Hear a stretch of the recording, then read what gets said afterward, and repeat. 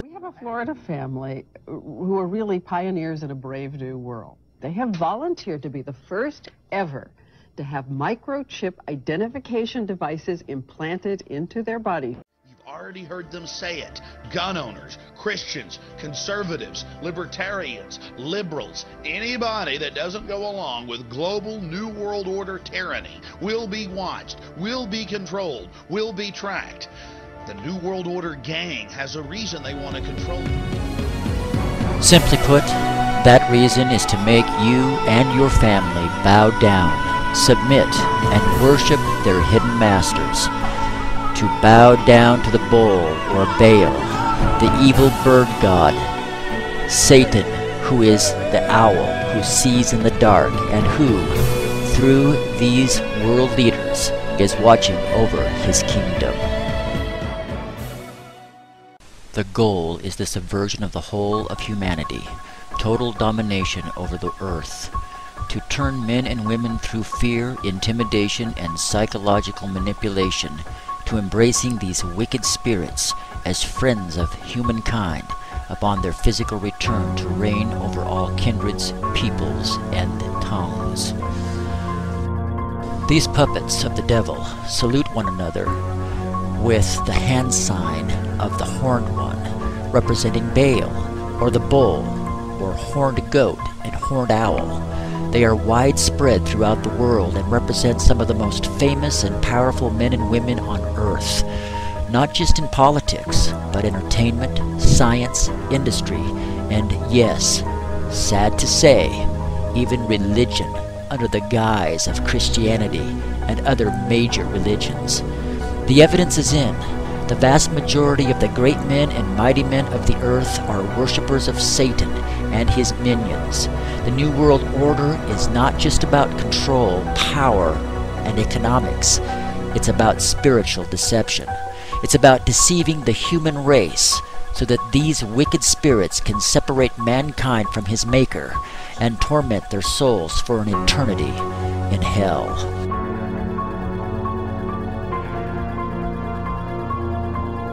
I wish I could say that I am making all this up, but unfortunately I'm not. Now listen to a true, noble American who tried to warn us years ago about this secret order of the fallen angels. Listen to his warning very closely.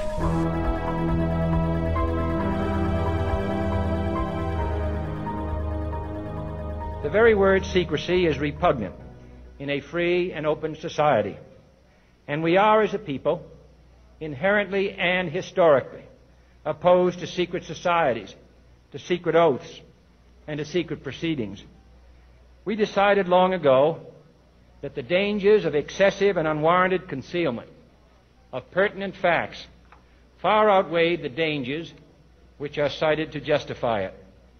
Even today, there is little value in opposing the threat of a closed society by imitating its arbitrary restrictions. Even today, there is little value in ensuring the survival of our nation if our traditions do not survive with it. And there is very grave danger that an announced need for increased security will be seized upon by those anxious to expand its meaning to the very limits of official censorship and concealment. That I do not intend to permit to the extent that it's in my control. And no official of my administration, whether his rank is high or low, civilian or military, should interpret my words here tonight as an excuse to censor the news, to stifle dissent, to cover up our mistakes, or to withhold from the press and the public the facts they deserve to know. For we are opposed around the world by a monolithic and ruthless conspiracy that relies primarily on covert means for expanding its sphere of influence, on infiltration instead of invasion, on subversion instead of elections, on intimidation instead of free choice, on guerrillas by night instead of armies by day. It is a system which has conscripted vast human and material resources into the building of a tightly knit, highly efficient machine, that combines military, diplomatic, intelligence, economic, scientific, and political operations. Its preparations are concealed, not published. Its mistakes are buried, not headlined. Its dissenters are silenced, not praised. No expenditure is questioned, no rumor is printed, no secret is revealed. No president should fear public scrutiny of his program, for from that scrutiny comes understanding, and from that understanding comes support or opposition, and both are necessary. I am not asking your newspapers to support an administration, but I am asking your help in the tremendous task of informing and alerting the American people. For I have complete confidence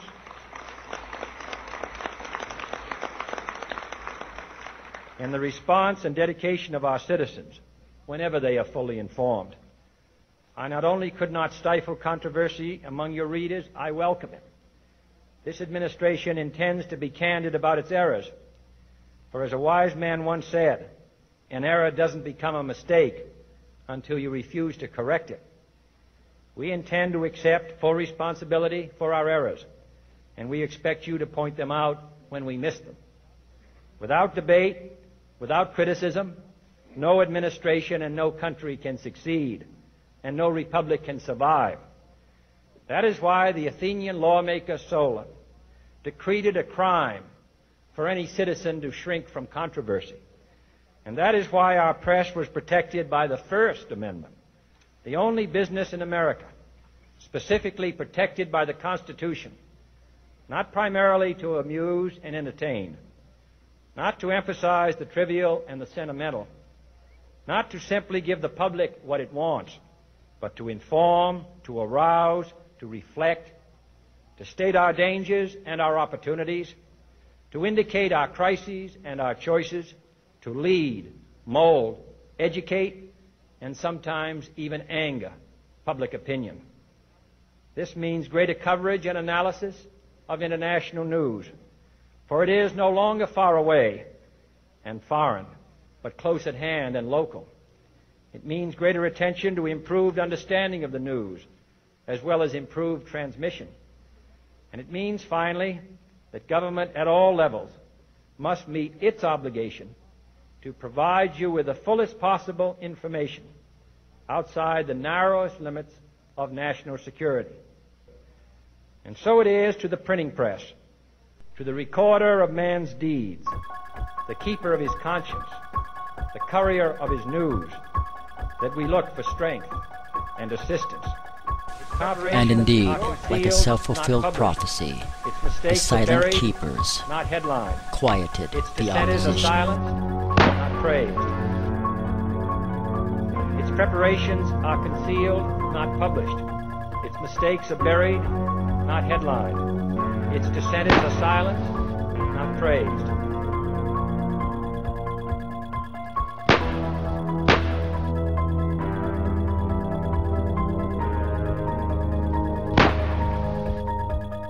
Any dissent is removed, and the masses, like cattle, are even now being psychologically conditioned to embrace the God of these powerful world leaders.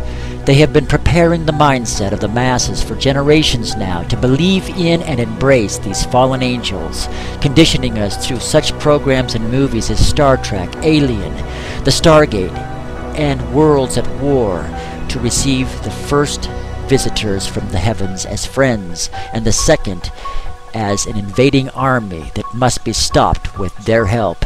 These extraterrestrial visitors will present themselves as an advanced alien race responsible for our creation, who have returned to help us to evolve to the next level of supposed enlightenment, to help us all discover the divinity within. And indeed, more than ever before, the world is turning their eyes outward, searching for the answer to the question, is there anybody out there?